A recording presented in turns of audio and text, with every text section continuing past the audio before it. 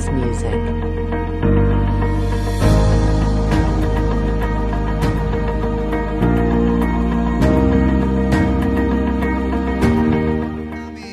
Amin. Kita beri tepuk tangan dulu buat Yesus kita sekali lagi. Haleluya. Haleluya. Tuhan itu luar biasa mengumpulkan kita kembali pada pagi hari ini. Saya percaya bahwa Tuhan itu tetap akan menolong menuntun saudara sekalipun dalam kesusahan dan penderitaan. Ingatlah baik-baik bahwa kita dikaruniakan bukan hanya percaya, tetapi juga dikaruniakan untuk menderita bagi Dia. Percayakah Anda akan hal itu? Ya, Anda harus tahu akan hal itu. Kita bukan hanya datang kepada Tuhan lalu kita percaya bahwa Tuhan tolong kita saja ataupun Tuhan menyertai kita, tidak. Tetapi juga kita harus tahu bahwa hidup ini juga akan mengalami banyak penderitaan dan kesusahan. Kita tidak perlu alergi dan kita jangan pernah kita marah. Jangan pernah kita buang kehidupan kita karena banyak penderitaan yang kita alami. Sesungguhnya di dalam semua penderitaan itu Allah turut bekerja mendatangkan kebaikan bagi setiap kita yang percaya kepadanya, yang mengasihi Dia. Katakan amin. Dalam Filipi pasal yang pertama ayat 29 dikatakan, Filipi 1 ayat 29. Anda cepat ya, catat kalau memang catat dengan cepat. Buka Alkitab saudara dan catat dengan cepat. Saudara-saudaraku, bahwa kita dikatakan di dalam ayat itu, kita bukan hanya dikaruniakan hanya percaya saja, tetapi juga katanya kita menderita untuk Dia. Jadi saudara-saudaraku, penderitaan sebenarnya itu menjadi sesuatu yang biasa bagi anak-anak Tuhan. Kita tidak perlu alergi dan marah dengan penderitaan. Namun sesungguhnya yang harus kita tahu satu hal yang penting, bahwa waktu kita sudah di dalam Tuhan, kita ini sudah diangkatnya menjadi apa saudara? Menjadi anak. Pada minggu yang lalu saya sudah katakan Yohanes 1 ayat 12 berkata, sebab siapa yang menerimanya diberinya kuasa supaya menjadi anak-anak Allah. Yohanes 1 ayat 12 itu berkata bahwa kita diberinya kuasa menjadi anaknya. Dulu kita budak, dulu kita hamba, dulu kita ini adalah penipu dan semua banyak yang kita lakukan yang jelek, kotor, najis. Tapi kemudian melalui darah Yesus yang sudah tercurah di kayu salib dan kita percaya menerima Dia, maka diangkatnya kita menjadi anak. Luar biasa saudara-saudara, bahwa kita ini anak. Kita ini anaknya. Dalam penderitaan apapun yang Anda hadapi, ingatlah bahwa Anda adalah anaknya. Anak memang akan mengalami banyak kesusahan, tetapi camkan baik, tidak akan pernah ditinggalkan Tuhan. Ingat itu. Sama seperti seorang anak yang ada di dalam rumah kita. Anak yang punya sudah anak, maksud saya percaya pasti mengerti. Kalau dia salah, kalau dia mungkin saja melakukan banyak pelanggaran atau keterlaluan, maka sang orang tua, ayah atau ibunya akan mendisiplinkan dia. Di dalam mendisiplinkan itu bukan maksud supaya anak ini hancur hidupnya, tetapi dengan sebuah kerinduan, anak ini akan semakin luar biasa, semakin dewasa. Seperti itu pula lah Tuhan itu dalam hidup ini. Kadang-kadang Tuhan izinkan penderitaan supaya mendisiplinkan diri kita, bukan untuk membuang kita. Lalu kalau kita melakukan dosa, ada kejahatan dalam kita, dan kemudian ditegurnya, dan kemudian ada sesuatu yang terjadi pada kita, diizinkannya pada kita sesuatu yang buruk terjadi. Ingatlah semuanya ada maksud Tuhan yang indah dalam hidup ini. 2 Korintus pasal 5 ayat 15. 2 Korintus pasal 5 ayat 15. Kristus telah mati untuk semua orang, supaya mereka yang hidup tidak lagi hidup untuk dirinya sendiri, melainkan dia harusnya hidup untuk Dia yang telah mati dan telah dibangkitkan untuk mereka. Kita yang hari-hari ini sudah percaya Yesus, sudah menjadi anaknya, sudah menerima karya salib itu, anugerah keselamatan dalam Yesus itu pada kita. Ingat baik-baik, mulai hari ini hidup kita bukan untuk diri kita lagi. Hidup kita untuk Tuhan. Katakan amin. Camkan baik-baik kemanapun engkau dan saya pergi. Hidupmu bukan untuk dirimu lagi. Seringkali kita berpikir bahwa hidup ini adalah tentang saya. Hidup ini adalah tentang aku. Tidak lagi. Hidup ini bukan tentang saudara, tapi tentang Tuhan di dalam saudara. Jangan pernah Anda berpikir bahwa kalau saya sudah dalam Tuhan, maka suka-suka saya. mengerjakan apapun suka-suka saya. Nggak bisa lagi. Ingat, Anda itu milik Tuhan. Maka apa yang jadinya milik Tuhan? Selaraskan pikiran dan seluruh aspek hidup Anda. Selaraskan dengan surga. Konekkan dengan surga. Prinsip-prinsip hidup, nilai-nilai hidup selaraskan dengan surga. Anda tahu sekarang kenapa banyak orang Kristen, gereja semakin banyak dengan jumlah merek yang luar biasa. Tetapi saudara-saudaraku, apa yang terjadi dengan nilai-nilai kekristenan dalam hidup ini? Banyak mengalami kemunduran. Saudara-saudaraku, kalau saya membaca artikel ataupun apa yang disampaikan oleh beberapa orang, kondisi di Eropa, kondisi di Asia yang dulunya kekristenannya begitu luar biasa, justru ambruk, saudara-saudaraku. Teman saya yang biasa sudah bersama dengan kita, Pak Pastor Kim yang dari Korea Selatan, dia bilang dulu 40% kekristenan itu luar biasa, turun paling hebat sekarang 10-15%. Korea Selatan turun, saudara-saudara. Tapi yang anehnya, di tempat-tempat aniaya justru meningkat. Contoh, Cina itu komunis, dan Anda ketahuan saja menyembah Tuhan, Anda bisa ditangkap, dipenjarakan, hukumannya mati.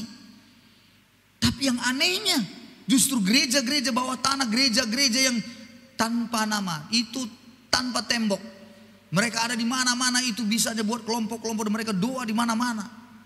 Bertambah banyak orang-orang percaya. Persentasinya meningkat, naik tajam. Saudara-saudara, ternyata penderitaan, aniaya bukanlah mendatangkan kehancuran pada akhirnya, tapi justru mendatangkan sebuah kerinduan, keyakinan lagi lebih kepada Tuhan. Maka saya punya sebuah keyakinan bahwa penderitaan itu tujuan Tuhan supaya kita lebih mendekat kepadanya. Mendekat dan terus mendekat. Korea Selatan sudah makmur, saudara. Dan apa yang mereka bilang pada saya, gara-gara sudah mapan, gara-gara kemakmuran yang luar biasa itu, saudaraku, nilai-nilai hidup sesuai Alkitab itu merosot tajam. Jadi hiduplah Anda hari ini, mulai tanamkan dalam diri Anda, hidup saya adalah hidup untuk Tuhan, bukan untuk diri saya lagi. Coba, kalau Anda punya rumah baru, mobil baru, sepeda motor baru, hidup Anda untuk siapa itu? Salahkah itu? Tidak. Baikkah? Baik. Pertanyaan besarnya yang terpenting adalah, apakah dengan apa yang Anda miliki itu Anda makin setia sama Tuhan atau tidak? Dengan berkat-berkat yang Tuhan sudah beri ada pada hidup saudara, apakah Anda makin sungguh-sungguh dalam Tuhan atau tidak? Kebanyakan orang tidak, saudara-saudara. Inilah dia yang susahnya. Maka oleh karena itu saya mengajak kita yang ada di sini yang sudah Tuhan berkati, seharusnya kita semakin setia di dalam Tuhan, semakin sungguh-sungguh melayani Tuhan. Dulu Anda tidak punya pekerjaan, Anda meraung-raung minta pekerjaan sama Tuhan. Dulu Anda tidak punya rumah, Anda meraung-raung, marah-marah dan banyak hal yang Anda tak lakukan, guling-guling pun Anda. Lalu berdoa dan Tuhan tolong berkati Anda. Apa yang Anda lakukan sekarang? Apakah hidup Anda untuk Tuhan? Camkan baik, ketika kita sudah memiliki Kristus sekali lagi, mulai saat itu hidup kita milik Tuhan, tidak lagi hidup untuk diri sendiri. Amin. Nah, kalau milik Tuhan bagaimana? Ya itu bagaimana? Ya urusan Tuhan dalam hidup ini. Coba. Halo. Anda pelihara ayam. Terus ayam Anda punya siapa? Tuhan punya Anda kan? Terus kalau itu ayam Anda, suka-suka Anda kan? Saya tanya, suka-suka Anda enggak melakukannya? Mau Anda potong kek, mau Anda jual kek, suka-suka Anda kan? Halo, iya kan? Jadi kalau kita hari ini milik Tuhan, suka-suka Tuhan. Apain lagi ribut kali semua ini? Suka-suka Tuhan. Mau ngapain dibuatnya kita suka-sukanya, karena dia ini, kita ini miliknya. Makanya ada lagu yang bilang, lagu zaman Pantekosta zaman dulu. Karena aku telah ditebus. Kalau nyanyinya jago, itulah masalahnya. Oleh darah yang kudus. Ada jogetnya lagi. Bukannya hidupku lagi. Jago kali kau bernyanyi. Lalu mulai nyanyi yang paling hebat rapnya. Suka-sukamu Tuhan. Dikasih Tuhan sakit. Apanya kau Tuhan? Macam mana? Suka-suka Tuhan. Kenapa kau ribut? Maaf ya saudara. Hidup ini tidak bicara tentang kita lagi. Hidup ini bicara tentang Tuhan. Galatia 2 ayat 20 berkata, namun hidupku bukannya aku lagi. Hidup yang kuhidupi sekarang itu adalah hidup karena Kristus yang hidup di dalamku. Galatia 2 ayat 20 bilang, hidupku bukannya aku lagi. Jadi hidup yang kuhidupi sekarang ini di dalam daging, ini di daging. Kata Rasul Paulus, hidup yang kuhidupi sekarang di dalam daging ini, itu adalah hidup oleh iman dalam Kristus Yesus. Jadi hidupku ini bukannya aku lagi.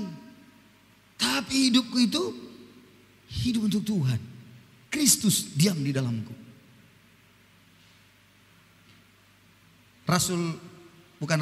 Yohanes Pembaptis. Setelah dia membaptis Yesus di sungai Yordan. Kemudian Yesus mulai pelayanannya.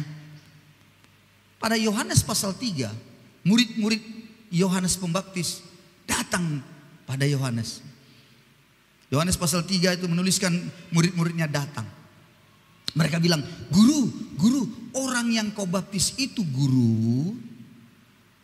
Dia pun di sana membaptis juga guru. Dan orang berbondong-bondong ke sana kepada dia guru. Artinya pamor daripada Yohanes Pembaptis turun. Setelah Yesus memulai pelayanannya, banyak orang mulai meninggalkan Yohanes. Orang berbondong-bondong mencari Yesus di mana. Dan orang semua mengejar Yesus. Murid-muridnya bilang, guru itu yang kau baptis itu sudah, tengok banyak kali orang sama dia. Tapi apa kata Yohanes? Yohanes 3:30 berkata, demikianlah memang adanya. Dia harus semakin besar, tapi aku harus semakin kecil. Halo, harusnya kita berkata, memang demikianlah adanya. Yesus semakin bertambah-tambah, biarlah aku semakin berkurang-kurang. Tapi kita di Nias enggak kayak gitu. Biarlah Yesus semakin berkurang-kurang, aku yang bertambah-tambah. Biarkanlah Yesus itu di pinggir-pinggir sana dia. Nanti kalau aku perlu, buku panggil Yesus, aine sabatawa. Tapi kalau sudah senang, sudah tertolong, sudah dadah, sampai jumpa masalah selanjutnya Yesus ya. Di situ aja lah kau dulu. Aku yang bertambah-tambah. Oh Tuhan ampunilah, aku yang bertambah-tambah. Aku yang pokoknya di depan dilihat orang. Akulah supaya dilihat orang tersohor. Namaku, margaku di depan, Jebua besar. Oh saudara-saudara, luar biasa. Jangan marga yang lain, nama margaku.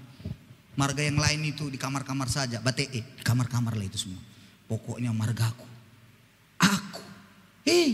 Kalau di dalam Yesus kita tidak lagi seperti itu. Hidup kita bukan untuk diri kita lagi. Amin saudara-saudaraku. Hidup kita untuk Tuhan. Anda mengerti enggak ini saudara-saudara? Dan sekali lagi saya katakan, kalau hidup untuk Tuhan berarti selaraskan pola pikir Anda, cara pandang Anda dan saya, bagaimana Anda mengerjakan sesuatu, selaraskan dengan konsep surga, selaraskan. Selaraskan itu dengan baik dalam hidup saudara dan saya. Selaraskan hidupmu supaya engkau terus akan naik dan bertambah-tambah Tuhan itu dalam hidup saudara. Selaraskan, coba, upayakan. Bagaimana caranya menselaraskannya Pak? Dengan melihat dan membaca firman, sesuaikan dengan itu. Sesuaikan kehidupan Anda. Karena hidup Anda sekarang untuk Tuhan. Bukan untuk dirimu lagi hari-hari ini. Bukan untuk dirimu lagi. Saudara-saudara, ingat baik-baik. Tuhan kita itu, dia selalu ada aturan main. Bukan Tuhan yang suka-suka nenek moyang kita.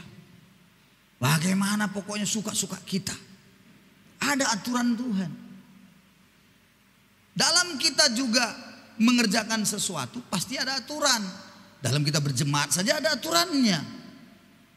Tapi memang ada cerita lucu. Ada orang bilang mungkin, senang kali ya kalau kita dengerin Pak bangun khotbah ya, semangat kita ya. Tapi ya susahlah kalau berjemaat di gerejanya itu. Loh, kenapa? Nanti dilarang kita semuanya. Pasti nanti tidak boleh lagi merokok, tidak boleh lagi begini. Memangnya siapa yang nyuruh-nyuruh itu? Emangnya saya yang suruh-suruh? Nanti kalau dari gerejanya itu nanti kau nanti tidak bisa lagi kau merokok, kau tidak bisa lagi begini, tidak bisa lagi. Nggak usah lah. Aneh. Menurut saya orang yang seperti itu hidupnya bukan untuk Tuhan. Hidupnya untuk kesenangan dirinya sendiri. Dia menikmati hidupnya sendiri, dia tidak peduli dengan pokoknya dia sendiri. Dia tidak berikan hidupnya untuk Tuhan. Aduh, menyedihkan. Maka kalau Anda hidup untuk Tuhan, coba Anda renungkan baik-baik apa yang membuat Tuhan itu senang. Ngerti? Halo? Kalau hidup untuk Tuhan, apa yang membuat Tuhan itu senang dalam hidup saudara? Dengarkan saya. Kesembuhan, mukjizat. Apakah itu sesuatu yang akan menyenangkan Tuhan? Halo? Dengarkan saya baik-baik. Sembuh, sehat, diberkati. Rumah Anda berlantai 3. Luasnya 2 kali lapangan terbang. Kira-kira apakah itu membuat Tuhan senang? Coba tuh tanya lu. Tanya lu. Apakah itu membuat Tuhan senang? Hah? Coba mulai pikirkan. Apakah Tuhan senang? Saya rasa kalau Anda punya rumah besar, Anda beli mobil baru, malaikat di surga sepi, tenang semua, diam, hening. Jangan-jangan ada yang bilang begini, Ria, maksudnya malaikat tahu, aku tahu lah dari mana itu. Kira-kira gitu dia. Ngerti maksudnya saudara-saudara?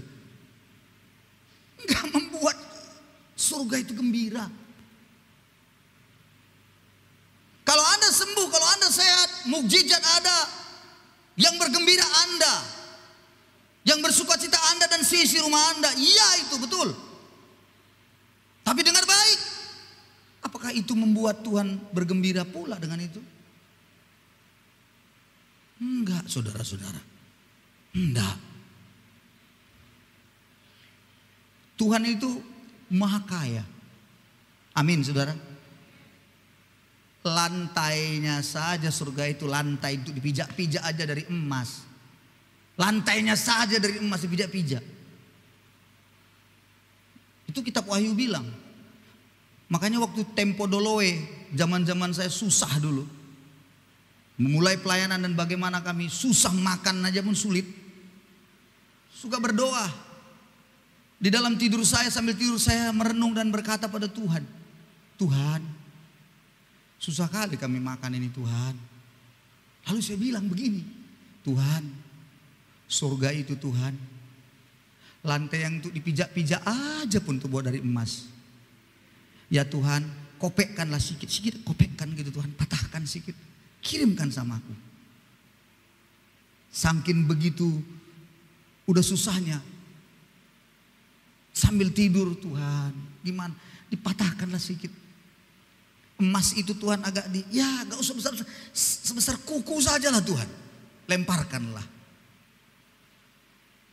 Mana ada dilemparkan Tuhan? Apa yang dilemparkan Tuhan? Hah? Kesusahan juga. Ini terima kata Tuhan, penderitaan. Tapi tahu saudara, pada saat penderitaan itu datang, tidak mengenakan. akan, Anda mengerti? Pada saat kesusahan itu datang, tidak akan ada membuat kita sepertinya tersenyum, bahagia, tidak. Tidak ada itu. Harus diakui, menangis, merintih. Tetapi setelah melewati semua itu, kalau saya ditanya hari ini, kalau dulu saya bilang kenapa begini Tuhan, kenapa begini, tapi setelah melewatinya dan sekarang saya berkata, terima kasih Tuhan untuk semua proses pembentukan yang Kau berikan dalam hidupku di masa lalu. Itu berarti Tuhan tidak pernah tinggalkan. Tuhan kadang-kadang izinkan itu terjadi supaya kita semakin bertumbuh di dalam Tuhan. Karena hidup ini bukan tentang kita, hidup ini tentang Tuhan dalam hidup kita. Jadi kalau begitu bagaimana? Ingat ya saudara-saudara, Alkitab berkata, kalau mau membuat Tuhan itu disenangkan, surga itu bergembira, bertepuk tangan, bersorak-sorai. Bukan kesembuhan yang engkau terima, bukan berkat besar yang kau dapat, tetapi justru Alkitab berkata, kalau satu orang berdosa bertobat, itu yang membuat gembira sukacita surga itu. Coba selaraskan sekarang pikiran Anda dengan itu surga. Kan hidup kita untuk Tuhan, selaraskan. Selaraskan dengan berkata, iya Tuhan ya. Kalau aku punya rumah besar, kalau aku punya mobil baru, kalau aku punya segala sesuatu yang ku dapatkan, tidak membuat surga bergembira. Aku yang bergembira. Lalu membuat acara kenduri. Kita buat semuanya pesta. Nasi tumpeng yang 3 kali tampah kita di rumahnya bulatnya itu. Banyak. Dipesan sama siapa itu? Sama Ina Jeden itu ada tuh nasi tumpeng itu. Wow, kita makan sama-sama, kita bergembira. Malaikat di surga apakah dia bergembira? Dia cuma melihat Anda. Dia cuma bilang, balik. Aja gitu aja. Di dalam kitab Lukas Anda bisa mencatat pasal 15, perumpamaan tentang domba yang hilang. Ada satu domba keluar dari kawanan, lalu pergi dan tersesat. Maka sang gembala meninggalkan yang 99 dan mengejar yang 1 ekor. Dan waktu didapatinya, dia bawa itu domba itu tadi kembali ke rumahnya. Dan dia bilang kepada semua orang, mari datang, lihat dombaku yang sudah terhilang itu, lihat. Sudah kudapatkan, bergembira mereka, bersuka cita. Dan Yesus berkata, Lukas 15 ayat yang ke-7 berkata, demikianlah katanya, hal itu terjadi di surga. Ada sukacita besar di sana. Ada sukacita. Kenapa saudara-saudara? Karena satu orang berdosa yang bertobat. Bayangin kan masih ada 99. Kalau satu hilang kan dibiarin aja, buang aja kan. Enggak. Satu ini bagi Tuhan berharga. Jadi satu jiwa itu berharga. Berharga. Tahu maksudnya yang 100 kawanan itu, 100 domba. Sebenarnya kan dia sudah senang kan. Udah enak kan. Kan sudah mapan hidupnya kan. Sudah punya itu. Gembala itu kan udah enak itu. Lalu satu lepas. Satu terhilang. Dicari, dikejar, dicari di mana? Harusnya daripada capek, biarin aja. Emang ini gue pikirin, masih bisa kok ada 99, paling ya sebulan lagi udah beranak, tambahkan banyak. Kan begitu. Tapi Tuhan bilang enggak, karena berharga satu jiwa itu. Dan Anda tahu berapa harga untuk satu jiwa yang kadang-kadang Tuhan lakukan, yang membuat surga itu bergembira, bersorak-sorak. Anda pikir harganya murah? Seringkali mahal. Terlalu mahal. Apa maksudnya terlalu mahal? Mahal penderitaan yang kau alami demi memenangkan suamimu, demi memenangkan istrimu, memenangkan saudara-saudaramu supaya bertobat dan mereka datang pada Yesus. mahal harganya memang. Itu makanya dari awal tadi kalau kau bicara tentang mengikut Yesus, Yesus menjanjikan bukan hanya percaya padanya saja itu karunia, tapi menderita untuk Dia. Sadarkah engkau ini Bapak Ibu? Menderita kita memang, tapi itulah panggilan Tuhan dalam hidup ini. Dan jangan lupa, itu membuat sorga bergembira. Halo, bertepuk sorak sorga itu. Saudara-saudara, sekali waktu Alkitab mencatat lagi, kalau Anda bisa buka. Ada seorang gila dari Gerasa. Ini kerasukan setan-setan. Berapa banyak? Alkitab mencatat 1 legiun. 1 legiun. Ditanya, kau siapa? Dijawab sama orang yang kesurupan itu, bilang, aku legiun. Aduh, 1 legiun itu 1 batalionnya orang Kaisaran Roma kalau tentaranya itu. Itu ngeri. 5.000. 5.000 setan dalam diri orang itu. Dan Tuhan datang dari seberang sana. Disuruhnya murid-muridnya, mari kita bertolak ke seberang. Maksudnya ke Gerasa. Kenapa? Bertolak kita ke sana. Angin badai kencang dan angin saka. Dan Tuhan pun meneduhkan. Dan kemudian sampai di sana. Ingat penderitaanmu sampai di sana. Penderitaan angin badai semua. Tapi akhirnya tenang. Sampai di seberang. Sampai di orang Gerasa itu. Sampai di situ orang gilanya sudah mulai kumat di situ. Dan Tuhan mengusir. Apa yang dibilang setan itu? Apa urusanmu kepada kami? Hei Yesus anak Allah yang hidup. Jangan kau masukkan kami ke dalam api neraka. Di situ lihat ada babi-babi. Ayo. 1 legiun itu 6.000, bukan 5.000, 6.000 saudara-saudara. Bayangin babi di situ berapa ekor? 2.000 ekor, 2.000 ekor babinya. Tuhan bilang apa? Ya udah, sana kau masuk sama babi-babi itu. Bayangkan 2.000 ekor babi, berarti 1 ekor babi dapat jatah 3 setan. Anda ngerti maksudnya? 6.000 setan, 6.000 1 legiun. 3 setan 1 babi dapat jatah. Bayangkan, apa enggak gila babi itu? Mengerti maksudnya? Nangkep gak ini? Gila lah babi itu. Buat tabrakan, lari dan akhirnya masuk ke jurang semua, mati semua. 2.000 ekor babi demi menyelamatkan 1 orang gila. Kok bisa hitung gak berapa itu? 1 babi di Nias 3-4 alisi berapa juta? Hitung 1,5 juta, 2 juta sekarang saya nggak tahu. 2 juta kali 6.000 kali 2.000 ekor babi. Berapa itu? Hah? Hancur kalkulatormu kan? Saking banyaknya kan? Bayangkan saudara-saudaraku. 2 itu 4 miliar lebih itu. Kurang lebih. Bayangin saudara-saudara. Hanya menyelamatkan 1 jiwa. Kira-kira mahal nggak harga itu? Mahal. Satu kalau menikah di Nias, wanita Nias berapa ratus juta. Itu orang gila. Kan gak ada harganya itu kan. Tapi bagi Allah itu berharga betul. Sampai 4 miliar habis untuk menyelamatkan itu. Bagi Allah kita ternyata 1 orang berdosa sangat berharga. Dan Anda tahu ketika 1 orang bertobat, saudara-saudara, apa yang terjadi? Kata Alkitab,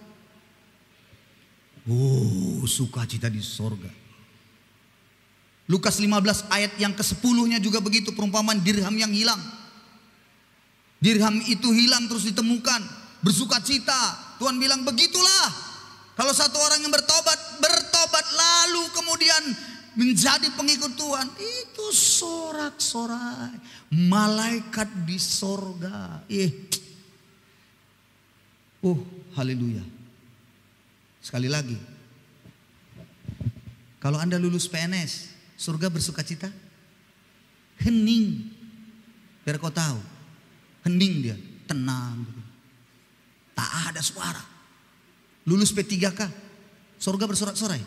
Hening, tenang dia. Hening. Beli mobil baru, bagaimana surga? Bukan hanya diam, cuek. Biar kau tahu. Apa lagi? Apa lagi? Hah? Apa lagi? Tahu saya. Dapat proyek. Proyek apa? Penunjukan langsung dari bupati. Saya mau tanya. Apakah sorak-sorai di surga? Bukan sorak-sorai. Justru malaikat mengawasi. Ayah. Berapa dipotongnya lagi? Nah begitu saudara-saudara. Enggak ada sorak-sorai. Camkan baik apa yang kubilang ini. Tapi kalau satu orang bertobat. Satu jiwa itu bertobat dan mengatakan, aku mau datang kepada Tuhan. Aku mau tinggalkan dosa-dosa. Wih, itu tarompet di sorga itu. Tak apa semua alat bunyi-bunyian. Wih, bunyi terus. Sukacita. Saudara-saudara, di surga itu, ingat ya, pekerjaan yang sangat indah yang akan terus kita lakukan di sana adalah pekerjaan memuji dan menyembah Tuhan. Tidak pernah bosan. Jadi yang kedua buat saya, setelah tadi yang pertama menselaraskan dengan Tuhan pikiran kita, menyenangkan hati Tuhan dengan kita menjangkau orang-orang, dengan kita berdoa untuk orang bertobat, itu tadi yang pertama, supaya dia ditangkap Tuhan, supaya saya datang pada Tuhan. Yang kedua, Anda harus menselaraskan dengan surga, yaitu bicara tentang apa yang dilakukan di surga. Nilai kekal-kekalan itu apa di surga. Ingat ya, khotbah akan berhenti. Ini saya begini khotbah, berhenti. Iman pun kita bilang berhenti di sana nanti semua. Tapi pujian penyembahan tidak pernah berhenti. Itu sebabnya Anda harus perbanyak apa di bumi? Pujian penyembahan. Latihlah dirimu di bumi memuji menyembah Tuhan. Di bumi ini latihan kita sebelum masuk surga. Katakan amin. Nah kalau di surga nanti bagaimana kalau memuji Tuhan? Hah?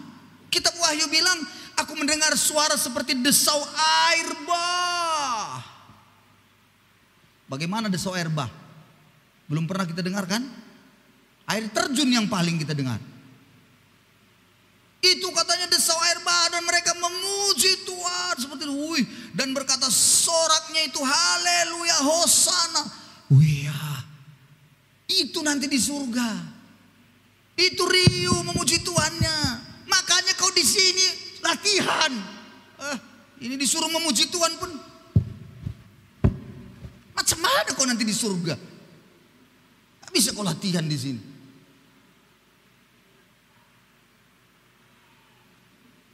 Begitu disuruh memuji, mari kita menyanyi untuk Tuhan. Kita bernyanyi. Wih, lagu kita tuh luar biasa. Terpujilah namamu Tuhan. Anda di bumi latihannya pun mulai begini, mulai gini. Kok aneh gereja ini? Kenapa pula angkat-angkat tangan itu? Kok tepuknya tuh kuat kali kayak tepuk nyamuk. Itulah kau nggak ngerti di dunia ini kita sedang latihan. Nanti di sana nggak kebingungan. Jangan nanti kau masuk surga orang riuh semuanya. Lalu kau bilang, kayaknya masuk salah kamar aku ini bah. Padahal udah di surga. Selaraskan dengan Tuhan. Hidupmu selaraskan. Karena hidup ini untuk Tuhan. Amin ya saudara. Apalagi yang diselaraskan lagi. Segala sesuatu yang Tuhan perintahkan. Jangan sesuka hati kita memberikan sebuah tafsiran atau pengertian firman itu seperti yang kita mau. Tidak harus seperti yang Tuhan mau. Nah contoh nih. Kalau Anda kesulitan keuangan, bagaimana jalan keluarnya kalau Anda kesulitan keuangan? Anda kesulitan keuangan, jalan keluarnya bukan makin menghemat. Itu dunia bilang, hemat pangkal kaya. Jadi kalau kau mau sungguh-sungguh semakin kaya, semakin berhematlah engkau. Itu dunia. Makanya kitab Amsal bilang, ada orang menyebar harta, bertambah kaya. Tapi ada yang menghematnya secara luar biasa, justru berkekurangan. Jangan waktu saya khotbah ini dulu, waktu di Alasa, ada ibu-ibu pas saya khotbah langsung angkat tangan, marah dia sama saya. Maaf Pak Pendeta, jadi maksud Pak Pendeta tidak boleh menghemat. Saya bilang, bukan ibu, baca firman Tuhan Amsal, baca, dibacanya. Ada orang menyebar harta tapi bertambah kaya, tapi ada orang menghemat seluar biasa, justru berkekurangan. Nah, kan itu. Berarti itu, iya tapi tidak perlu kita berhemat. Baca lagi ibu, pelan baca, dibaca lagi. Ada orang menyebar harta tapi bertambah kaya, dan menghemat secara luar biasa, malah berkekurangan. Nah, udah kan ibu? Iya, tapi kita kalau berhemat, baca lagi sampai dia ngerti. Ayat itu bilang begini, ada orang yang menyebar harta, bertambah kaya, tapi ada yang menghemat secara luar biasa. Tahu maksudnya itu? Pelitnya setengah mati. Aku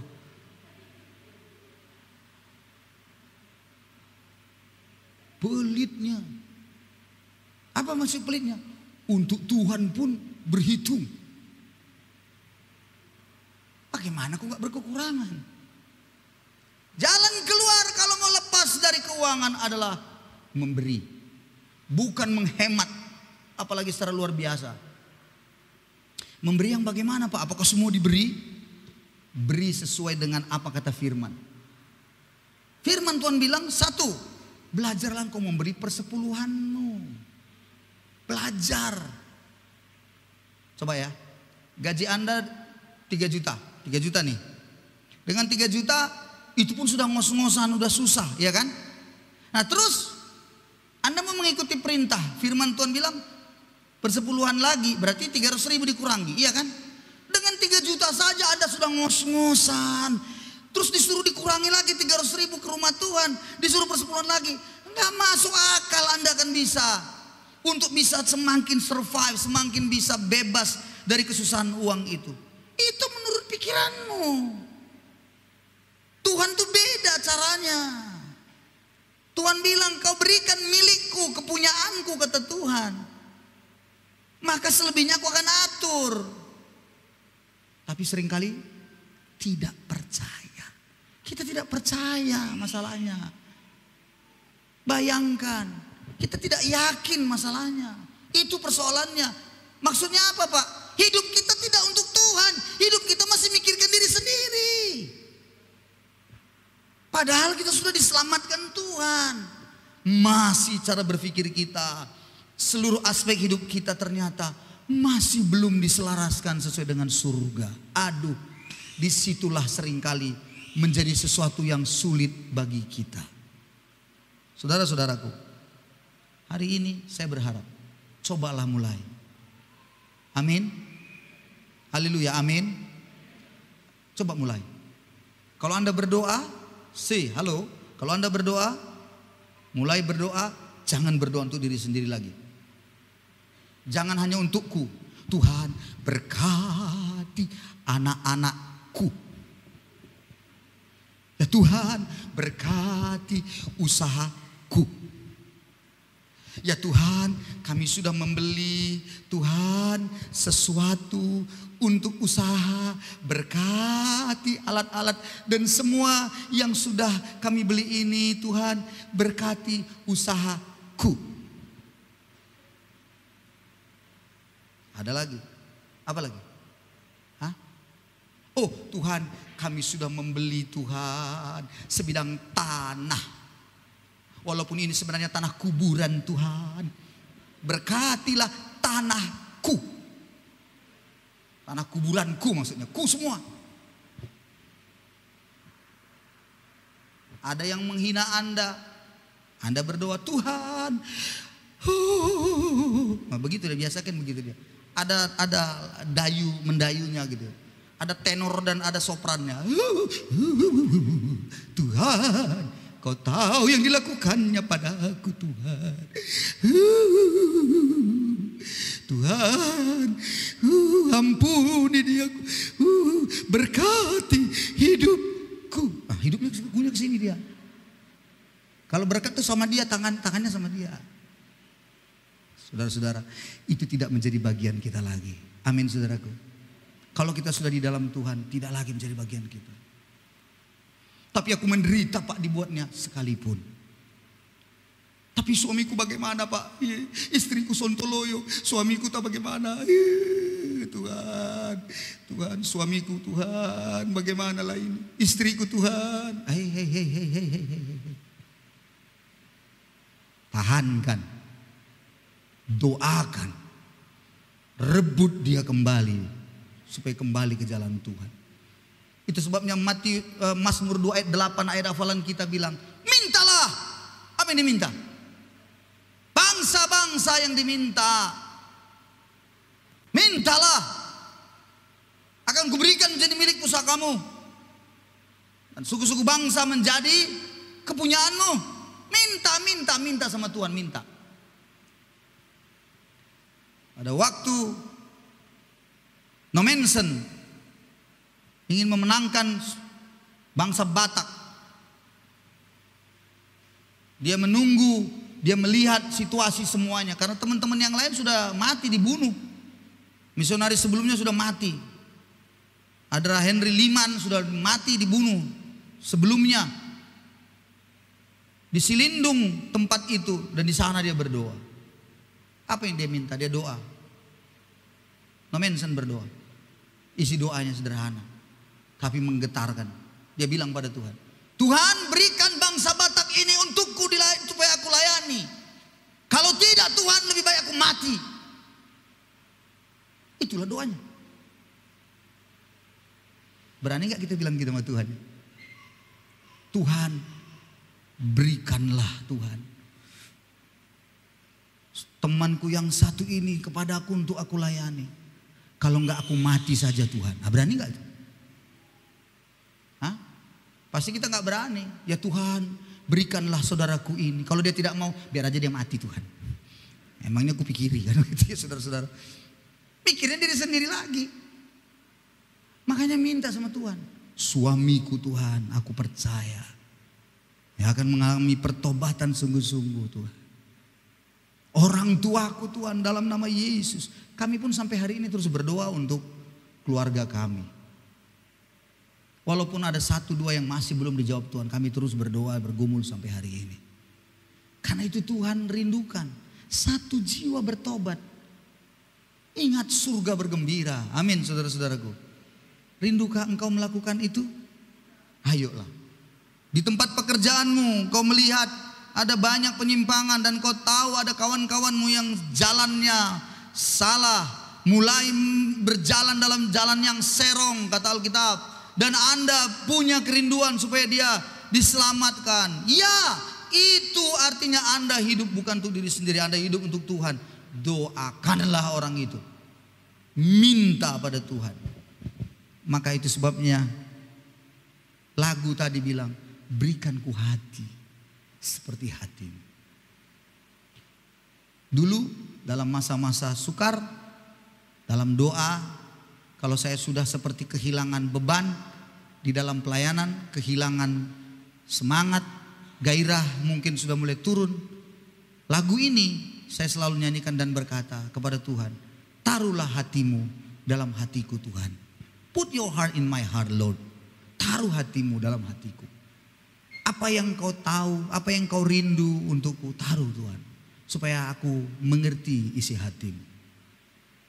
Anda hari ini harus mulai minta, taruh Tuhan hatimu pada hatiku. Supaya aku bisa berdoa, supaya aku mengerti rencanamu dalam hidupku. Ingat saudara-saudara, hidup ini tentang Tuhan, bukan tentang kita lagi. Barang siapa yang hari ini sudah berkata, aku sudah selamat, aku sudah diselamatkan Yesus, aku sudah memiliki hidup kekal, waktunya sudah tiba. Mulai hari ini serahkan hidup Anda pada Tuhan. Kalau ada penderitaan, jangan Anda lari dari Tuhan. Kalau Anda ada kesusahan, maju terus di dalam Tuhan. Saya percaya saatnya akan tiba, Anda akan menuai apa yang Anda tabur dalam hidup Anda. Mari kita beri tepuk tangan pada Yesus kita. Haleluya. Kita nyanyi bersama.